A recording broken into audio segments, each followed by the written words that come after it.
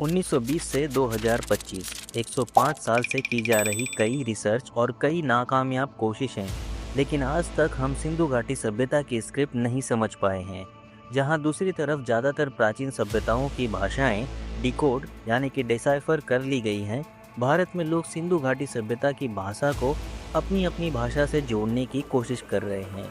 करोड़ों के इनाम की घोषणा भी की जा चुकी है, लेकिन हमारा मानना है कि सभी भारतीय भाषाएं किसी एक ही भाषा से बनी होंगी और शायद वही एक बोली सिंधु घाटी सभ्यता के लोग बोलते होंगे। साल 1799, जगह रोसेटा, इजिप्ट। फ्रांस के इजिप्ट पर आक्रमण के दौरान नेपोलियन बोनापार्ट की सेना के एक अधिकारी पियरे फ्रांसुआ बुशार्ड ने एक पत्थर की खोज की।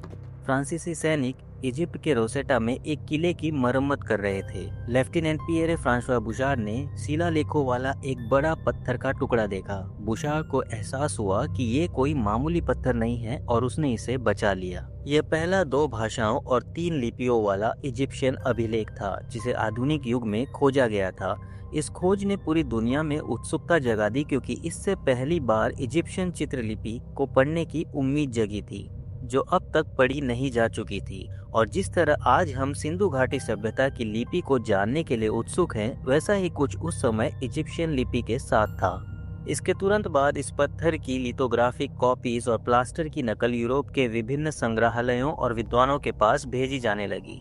अगर आप सोच रहे हैं कि रोसेटा स्टोन पर कोई गहरी आध्यात्मिक या दार्शनिक बातें लिखी होंगी, तो आपको थोड़ी निराशा हो सकती है।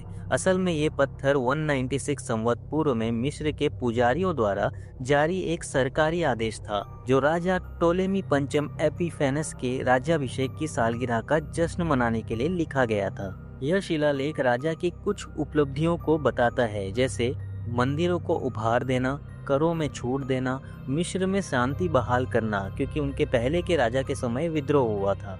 इन अच्छे कामों के बदले मिस्र के पुजारियों ने राजा के सम्मान में कुछ बड़े कदम उठाने का फैसला किया, जैसे राजा की नई मूर्तियां बनवाना, उनके मंदिरों को और सुंदर बनाना, उनके जन्मदिन और सिंहासन पर बैठने के दिन विशेष उत्सव मनाना।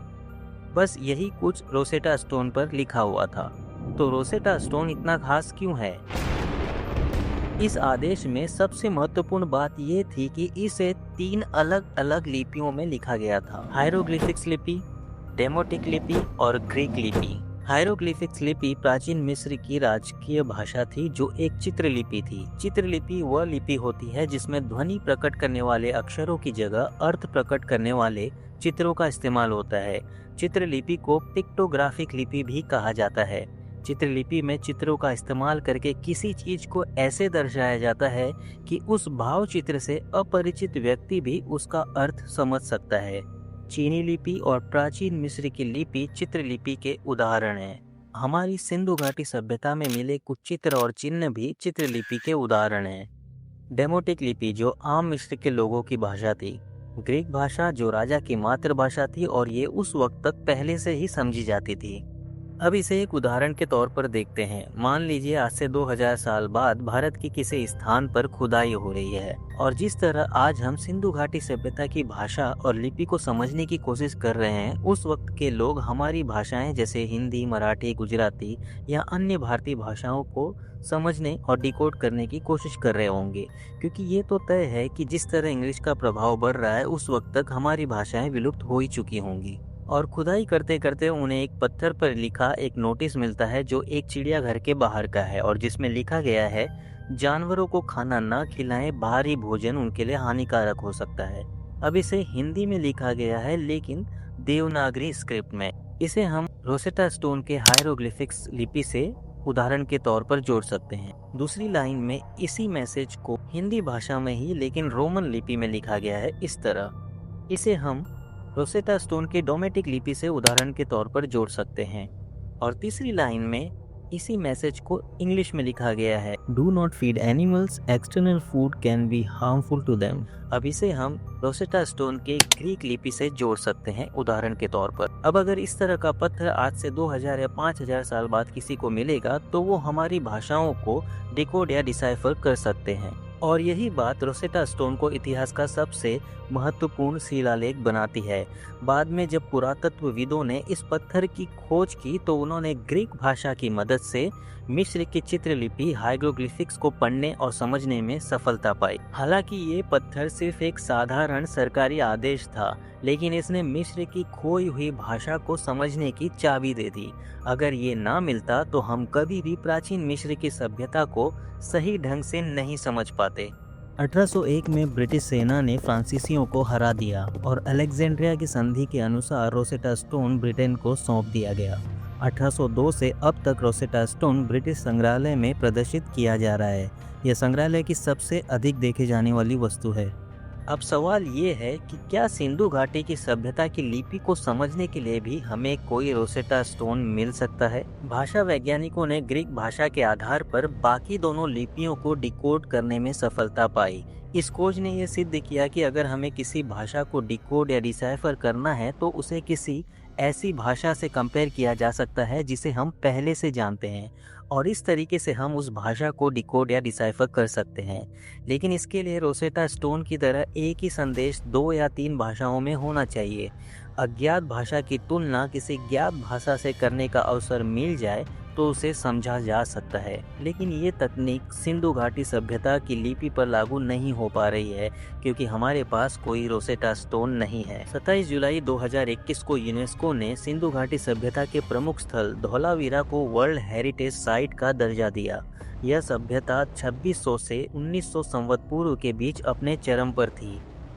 हड़प्पा, मोहनजोदारो और लोथल जैसी जगहों पर खुदाई के दौरान हमें कई तरह की सीलें, मिट्टी के बर्तन, धातुओं की वस्तुएं और सबसे महत्वपूर्ण लिखावट वाले शिलालेख मिले हैं। अब तक सिंधु घाटी से 1000 से अधिक शिलालेख प्राप्त हो चुके हैं, जिनमें 400 से 700 अलग अलग प्रतीकों की पहचान की गई है, लेकिन इनका सही अर्थ निकालना अब भी चुनौती बना हुआ है। वैज्ञानिकों, भाषाविदों, इतिहासकारों ने इस लिपि को समझने के लिए अनेक प्रयास किए हैं, लेकिन इसकी भाषा, संरचना और व्याकरण अब भी एक पहेली बना हुआ है। 1920 के दशक में जब मोहनजोदारो और हड़प्पा की खुदाई हुई, वहाँ कई सीलें, टेराकोटा टैबलेट्स और मिट्टी के बर्तन मिले जिन पर रहस्यमयी चिन्ह खुदे हुए थे।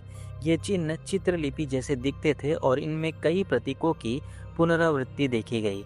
इस लिपि के अध्ययन की शुरुआत भारतीय पुरातत्वविद दयाराम साहनी और R.D. बनर्जी ने की, जिन्होंने मोहनजोदड़ो और हड़प्पा में इसे पहली बार पहचाना। इसके बाद कई विद्वानों ने इसे पढ़ने की कोशिश की, लेकिन अब तक कोई ठोस सफलता नहीं मिली।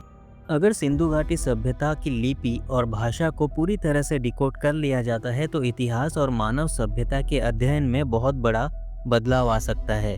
इससे हमें इस प्राचीन सभ्यता के बारे में कई नई और महत्वपूर्ण जानकारियां मिल सकती हैं।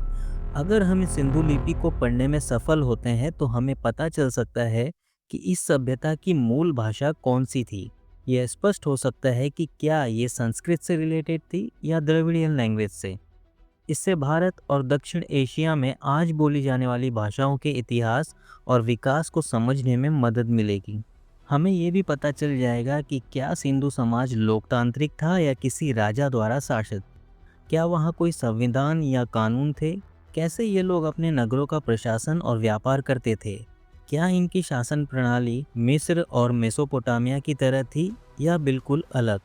अगर लिखित अभिलेखों में प्रशासनिक आदेश, कर संग्रह या नियमों का जिक्र हुआ तो हमें ये सब समझने में आसानी होगी। आज हम सिंधु घाटी के धर्म के बारे में केवल मूर्तियों, मुहरों और चित्रों के आधार पर अनुमान लगाते हैं। अगर लिपि डिकोड हो जाती है तो हमें ये पता चल सकता है कि ये लोग किस देवता की पूजा करते थे, क्या उनके पास कोई धार्मिक ग्रंथ थे और क्या वे पुनर्जन्म में विश्वास रखते थे। क्या उनका धर्म हिंदू धर्म से जुड़ा था या कोई अलग परंपरा थी। अगर सिंधु लिपि का संबंध इजिप्शियन हायरोग्लिफिक, सुमेरियन क्यूनिफॉर्म या अन्य प्राचीन लिपियों से पाया जाता है तो ये सिद्ध हो सकता है कि प्राचीन सभ्यताएं एक दूसरे के संपर्क में थी। इससे ये भी पता चल सकता है कि उन्होंने मेसोपोटामिया, इजिप्शियन, चाइनीज़ और अन्य सभ्यताओं से क्या सीखा और बदले में उन्हें क्या दिया। भारत के इतिहास का एक सबसे बड़ा रहस्य है आर्यन इन्वेजन थियरी। सिंधु लिपि के डिकोड हो जाने पर शायद ये साफ हो जाएगा कि क्या आर्यन इन्वेजन थियरी सही है और आर्य विदेशी थे, या ये इन्वेजन थियरी गलत है और आर्य बाहर से नहीं आए थे बल्कि यहाँ से दुनिया के विभिन्न हिस्सों में गए थे। सिंधु सभ्यता में पहले से ही उन्नत नगर नियोजन, जल निकासी, औजार और धातु विज्ञान के प्रमाण मिल चुके हैं। अगर हम इनकी भाषा पढ़ सके तो हमें ये पता चलेगा कि उन्होंने अपने ज्ञान को कैसे संग्रहित और हस्तांतरित किया। क्या उनके पास गणित, खगोल शास्त्र और औषधि से जुड़ा कोई लिखित ज्ञान था? आज भी यह रहस्य बना हुआ है कि सिंधु घाटी सभ्यता का पतन क्यों और कैसे हुआ। अगर हमें उनके लिखित अभिलेख मिलते हैं तो शायद हमें ये पता चल सकता है कि क्या उन्होंने बाढ़, अकाल, युद्ध या जलवायु परिवर्तन का उल्लेख किया था। इससे यह समझने में मदद मिलेगी कि इस महान सभ्यता का अंत कैसे हुआ और इसके लोग कहाँ गए। सिंधु लिपि के डिकोड होने से न केवल भारत और दक्षिण एशिया के इतिहास में क्रांतिकारी बदलाव आएगा, बल्कि पूरी मानव सभ्यता के अध्ययन में नई रोशनी पड़ेगी। और क्या पता कई ऐसे रहस्य उजागर होंगे जो हम सबको हैरान कर देंगे। क्या हमें कभी सिंधु लिपि को पढ़ने में सफलता मिलेगी? क्या कोई रोसेटा जैसा पत्थर हमें इसे समझने में मदद करेगा? अगर भविष्य में कोई नई तकनीक या कोई ऐतिहासिक खोज इस भाषा को समझने में मदद कर सके तो ये इतिहास की सबसे बड़ी उपलब्धियों में से एक होगी।